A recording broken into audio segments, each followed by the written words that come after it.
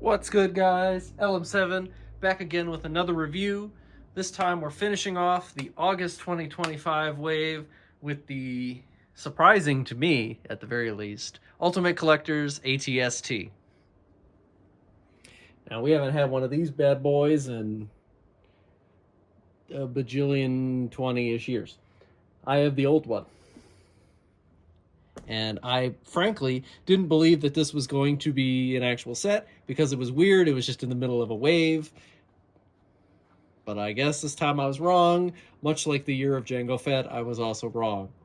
I truly thought that this price point and set number was going to be the turbo tank. Look how different that ended up being. Anyway, Ultimate Collector's Series. The ATST, All-Terrain Scout Transport. 18 plus, 75 417, 1,513 pieces. And then you can see the dimensions. 8.5 by 14.5. That's actually not entirely true. I literally just measured it and it's just about 15 tall. And then some scenes and details from the movie and obviously the set itself. And you do get a little display card that we will look at shortly. But the big question on everyone's mind, what does it cost? All right, so 1,500 pieces, and then this set is going to come in at the usual $199.99 in the US and $269.99 in Canada. So I'm happy to say it's not crazy overpriced.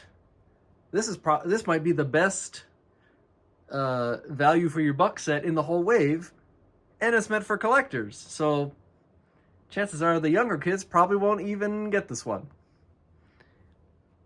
Anyway, before we get into too much rambling, only one book this time around. I actually like the image they did for it. I didn't notice it's actually the identical back art of the box there. Oh well.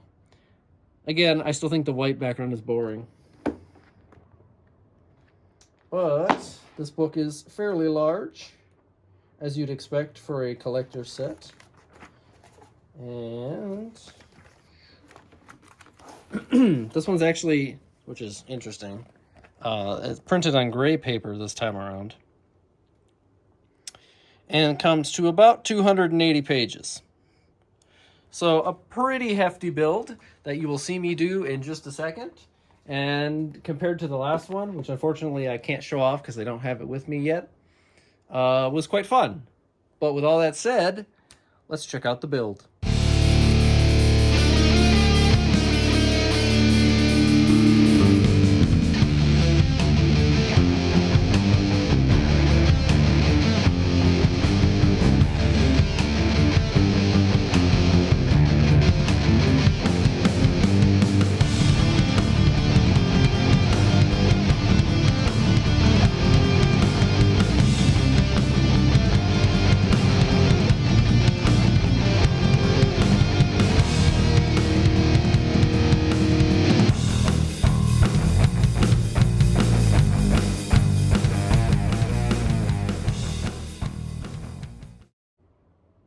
Alrighty. So you just saw the build, which I thought was quite enjoyable. I was really excited to see an ATST, because once it appeared to be a real set and everything, I was like, wow. I'm surprised it took them this long to remake it. But then again, we just got the TIE Interceptor last year, and it was one of the first Ultimate Collector sets too, so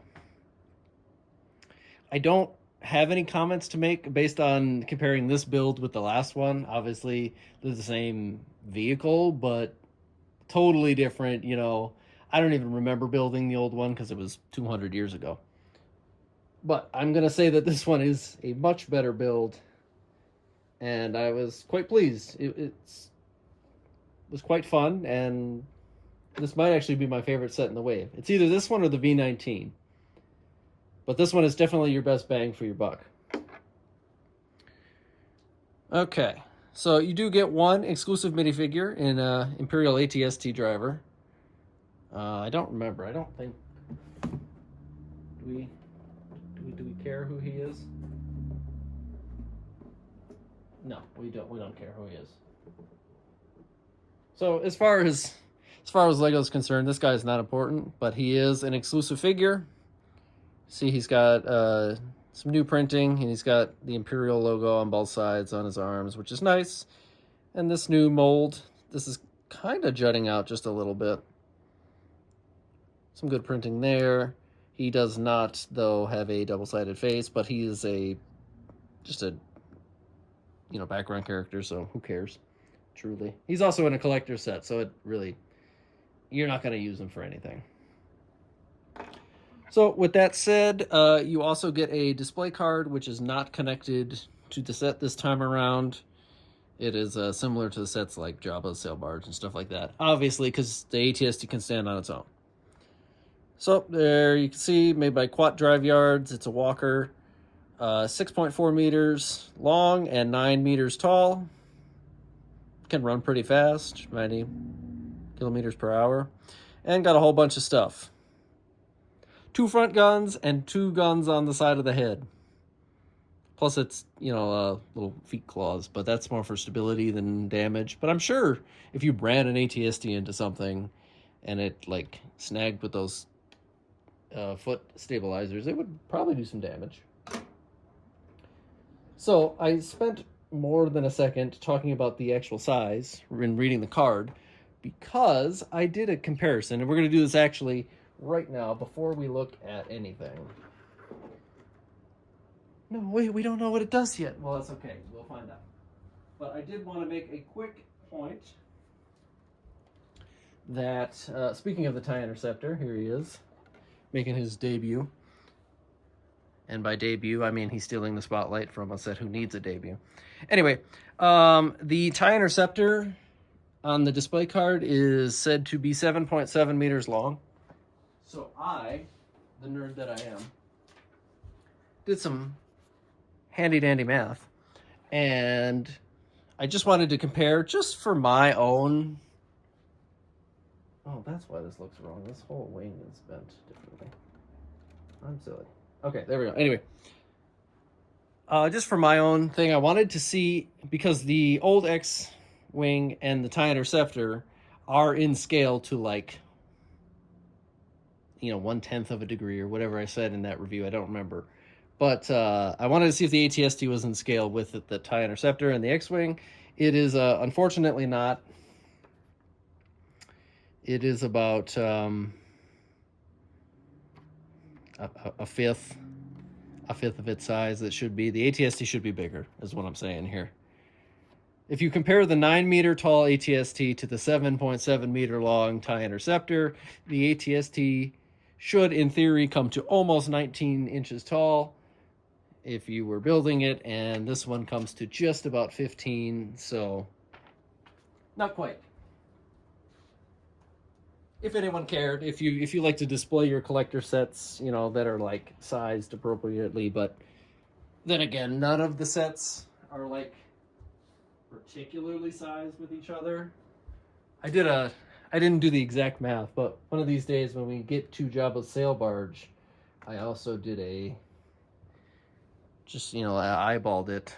And I don't think the ATST scaled to Jabba's Sail Barge either. I think the Sail Barge is way too small. But that's a given because the Sail Barge is huge. Anyway, ATST. Like I said, a fun build and completely different from the other one, which I do remember fondly. So first off, I want to point out the fact that when they did the body and the legs this time, these hip joints, they don't move. There is no bending to them. They're built at this slightly off angle. You can see right there. And I thought that was actually pretty cool. And it's not Technic holding it together, and it's very sturdy, which I thought was interesting. I was like, okay, the legs aren't going to bend. And that could be seen as a bummer, but honestly, for my collector sets, I don't need them to have a ton of posability. Sometimes I even feel like the AT-AT is such a pain to do anything with because it's so heavy and requires you to move all 4 legs in small, minute increments. Anyway, So the legs are sturdy and locked into place, and you can see that is unfortunate. I don't this time around, but I don't know. That's up to you. This is a collector set, so I understand. I'd rather have it be sturdy than be able to move. So you have a totally redesigned foot, and I think it looks great. Actually, I'm always worried about walker feet. I said that in the 327 battle pack too. So I was very surprised with how the feet turned out. And if you flip it over, they have the little rubber pieces that are on the bottom, so it doesn't slide either, which the other one did occasionally. So that's a good improvement. And I just wanted to point out the little toe claw there, I think is fairly well made. The Technic was surprisingly easy this time around. It's more brick built than Technic to hold the legs together. Obviously, there are some beams here and there, but I was expecting a much more technical build. So you end with these little pieces here. This is the final bit of the leg, and you can see the joints. They look okay. Always could improve, obviously, but I think in this sense they're fine. So if we look in the back, you can see some of the back detail. They did do a little bit of tiling here. You know, a little different than the last one. And then the back of the leg details. This was interesting. I really liked how this connected. Which is, it's neat. Okay, little thing. You gotta appreciate the little things. So while we're back here, you can see the back of the head detail. Quite nice. They said in the instruction booklet that they, you know, added these pieces for a little bit of weathering look. I don't particularly love that, but I understand why they do it. You know, you see it in the back of the legs there too. A little more authentic, but I would prefer it be a spick and span new model, you know, than one that they sent to Endor. Can't have it all though, can we? So, on the side of the head, you have this side, which is the repeating blaster, and it's much different than the last one, but also way sturdier. The other one falls off all the time. I mean, granted, mine is whatever, 18 years old or whatever it actually is, but even still, this is a much more cohesive and like appropriate design and much sturdier, especially in this section here, connecting it to the head. And then on the other side, you have the concussion grenade launcher, and it's simple but effective. It does what you expect it to do. And you can see some of the side greebling. Not too much, considering this collector set doesn't have 2,000 pieces even. But for what they did have, you know, 1,500 it worked out for this. This section does move up and down, and it's drastically different than the other one that was basically just this piece and the last one, and then a big gap. But that moves up and down, and you can see little hoses and stuff for additional details. So they did put some good detailing in this one. My only actual complaint is the eyes are different, and they're a little wiggly. But they don't fall necessarily. They're not how I would have built it, but that's okay. If that's my only complaint, then it's a pretty good collector set. If I'm just like, oh, the eyelid is a little wiggly, but you can shut them should you want to, which is stupid and no one ever does that, but technically you would if you're being shot at. See, a little bit wiggly. It actually came off there. But that's an easy clip-on fix. That's just me knocking it off. It's not fragile by any means, just a little wiggly. And then here we have the top hatch, which you can open up, and we'll look at the inside in a second, but for minifigure purpose, it does open, but as a builder, you would open the entire top hatch. Jumps like that, and you got some brick-built chairs, and your display screen. And those are printed, thankfully. There are a couple stickers. You saw there, a couple stickers on this Not too many, so it's not the worst. The chairs have a sticker each, but honestly, they're not terrible. They use the same similar kind of mechanism with a little rubber piece to keep the head together. They've been doing that for a while, even in the smaller ones, but they did that with the last Ultimate Collector's model too. And it's just overall a much sturdier dude. And I enjoyed the build. So with that said, to wrap things up, this one's going to be a little shorter than even smaller sets because it's a collector set. It doesn't have a ton of features, but I don't need it to. But thankfully, this one, compared to other sets in this wave, I think this one has actual value to what it costs based on what you actually get, which is good because I don't want my collector sets being lame, I guess, in a simple sense. So if you're looking for a set and you have the money to actually buy a more premium set, obviously, then this is your way to go. If you're debating between the MTT, the Juggernaut, or this one, obviously this time around I'm going to say spend a little bit more money and get this set if it's even on your consideration, because I think it's better, quite frankly. And with that said, leave a like and let me know what you think. If you have this one, if you have the old one. I've seen that the old one is a little taller, which I believe. But the old one is a little more wobbly, from what I remember. Oh, I guess I should point out real quick, too, that these do move, the guns. But I forgot to show it off. Just so everything is covered there.